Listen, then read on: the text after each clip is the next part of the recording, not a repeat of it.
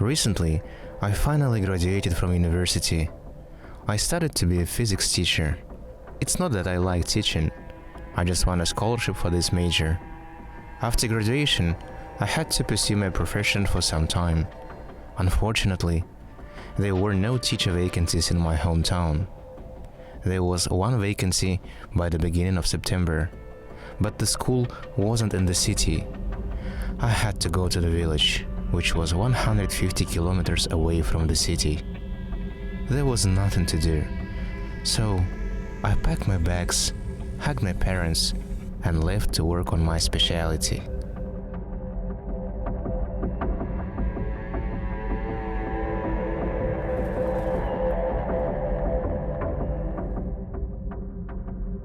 My best friend agreed to give me a lift to the village. The weather was overcast and it was raining on the motorway. I noticed that there were very few cars. During the whole journey, we saw only 2 or 3 vehicles. "So, they sent you so far. I've heard the village is strange, and they don't even have a mosque," Arsen said. "I'll keep coming on weekends, but the pay is good. I'll come next week, and we'll have a great dinner," I said. An hour later, we reached the village. It looked like an ordinary village. Old houses, cattle grazing, children on bicycles. I had to go to the principal's office and ask a friend to drop me off at the school. "It will collapse soon. You won't even have time to work here," Arsen grinned. "I don't care, as long as I get a decent living place. Wait for me for half an hour. I'll talk to the principal about a job and a place to live," I told my friend. The school was very old indeed. The windows were wooden, some had cracked panes, and the roof was made of old slate. I headed towards the main entrance. Inside, it was even worse. Old, creaky floors, and smelled like a barn, not a school. The principal, a pre-retirement woman, was standing right at the entrance. We walked to her office. "Well, you will stay in a special dormitory in our school building. You two will live there together, as we have a new literature teacher. By the way, he is the same age as you, and from the city too. He arrived yesterday," my new boss explained to me. "Right in the school? What about the toilet, water?" I asked confusedly. "There is everything you need. Again, the toilet is outside, but you'll get used to it. You'll start work tomorrow. You know the schedule. In the meantime, you can get settled in. The dormitory rooms are at the end of the corridor, so that you won't get lost," the principal said, continuing to fill out some documents. My mood had collapsed entirely, but before I went to my new place, I had to say goodbye to Arsen. He was waiting for me by the car, looking at the school carefully. "You're going to live in the school? I've never seen such a thing. It's crazy." Arsen was as surprised as I was. "Well, I don't have a choice," I replied. "Listen, while I was waiting for you here, I noticed many exciting things. Just now, a woman and her child were walking past your school, and the mother told her son not to go near the school. How's he going to study here? And the security guard is a bit strange. He's a young guy with all gray hair. He asked me why I was there. I told him I'd brought in a talented new teacher." "It's the countryside. What do you want?" "Well, come on. Thanks for the lift." We shook hands and said goodbye. I headed back to the school. It was evening, and I felt uncomfortable walking down the dark corridor. The dormitory was behind large wooden doors at the area end of the corridor. On both sides of the corridor were classrooms. Suddenly, I heard a shout outside the door to my right. It was room number 17. I stopped and listened. Some mumbling replaced the shout. The room door opened abruptly, and a young guy stepped out. He said hello to me, quickly locked the room door, and headed towards the foyer. The guy's face was scared, and his hair was completely gray. I realized that this was the guard Arsene had told me about. The dormitory rooms weren't so bad. Unlike the school, they smelled nice, clean and tidy. My new neighbor was in the second bed. His name was Yerjan. He graduated from the same university as me. We talked for about an hour. It turned out that Yerjan had seen me many times at the university, but I did not remember him at all, most likely because we studied at different faculties. I came here in the morning, and there was no work in the city. Only here did I find a vacancy, a colleague told me. I'm in the same situation, I replied. Well, it's not all bad. Country kids aren't as spoiled as city kids. They don't have any problems, and teachers are well paid now. But... My interlocutor stopped abruptly. What is it? I asked curiously. I'm not comfortable here, to be honest.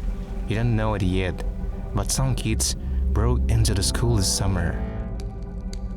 They were playing their games, but one of the kids disappeared.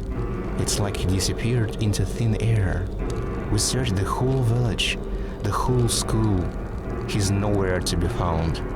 The kids say the kid went into room 17, but he never came out. Yerjan was very nervous when he told me this story. I immediately remembered the guard and the room. What do you think of the local guard? He's strange. I heard him shouting from the room as I walked down the corridor here, I told my colleague. Do you mean the gray one? He's a little weird, but he's a regular guy. He doesn't say anything about his gray hair. But his teacher said he went gray after the guy in room 17 went missing. I wonder what he was doing there. Yerjan said and thought. We talked some more, then started to get ready for our lessons. In the morning, I went to look at the timetable. To my surprise, my first physics lesson was to be held in room 17. I was very nervous. The students were already waiting for me in the room. For a 7th grade class, these kids were very calm, but I noticed that one girl was behaving strangely. She sat alone at her desk and looked fearfully at the empty seat. After the bell rang, when all the children started to leave the room, I decided to talk to her. Are you all right? I asked. Yes, teacher. I just have a headache today, the girl replied, but she looked scared. Okay, I need to close the room, I said, walking towards the exit. The girl followed me. When I exited the corridor, I turned around and was stunned. There was no one behind me. The girl was walking right behind me and suddenly vanished as if in the air. I was confused and didn't know what to do. The other students saw everything too. The children started to panic. The girls screamed and cried, and the boys immediately ran into the classroom, but it was empty. What is this? Just like then. I won't come to the school again, the students said to each other. Other teachers, the principal, and a gray-haired security guard came running. We checked the whole room.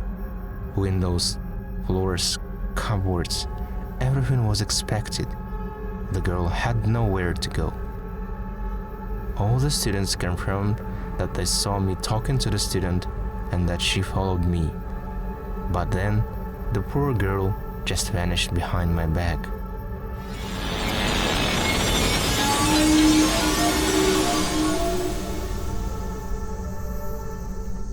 In the evening, we sat in a room with Ercan. We had only recently been released from the police station. The policeman listened to the testimonies of all the witnesses and spread his hands. It was just like that night in the summer. Only now, a student had disappeared right before everyone's eyes, which was even creepier. The principal decided to suspend classes for a week. Poor parents, what are they supposed to think? It's impossible. How can a person disappear in front of everyone's eyes? I'm afraid to live here, said Ercan. It was my first day on the job, and it was such a bloody mess. I didn't even know what to think. Suddenly, there was a knock at our door. Ercan and I stopped talking. "It's the guard. Open up. I need your help," came from the other side. I quickly got up and opened the door. The gray-haired guy with a lantern was shaken with fear, and his eyes were filled with primal terror. "Man, there, in room 17. Please come with me. I'm terrified alone," he said, stammering. Ercan and I looked at each other. Our curiosity prevailed, and we followed the guard into the back corridor. At first, everything was quiet, but as we approached room number 17, we started to hear strange things.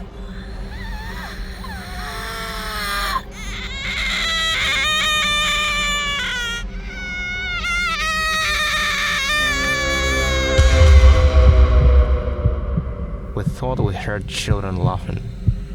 When we got close to the room, the guard looked at us. "A kid went missing in the summer, you know. Since that incident, strange things have been happening in the room. I hear creepy noises at night. The first time, I decided to check the room by myself. After that, I won't go there alone," the guard said, pointing to his gray hair. "What did you see?" we asked him. "Here's the key. You'd better see for yourself."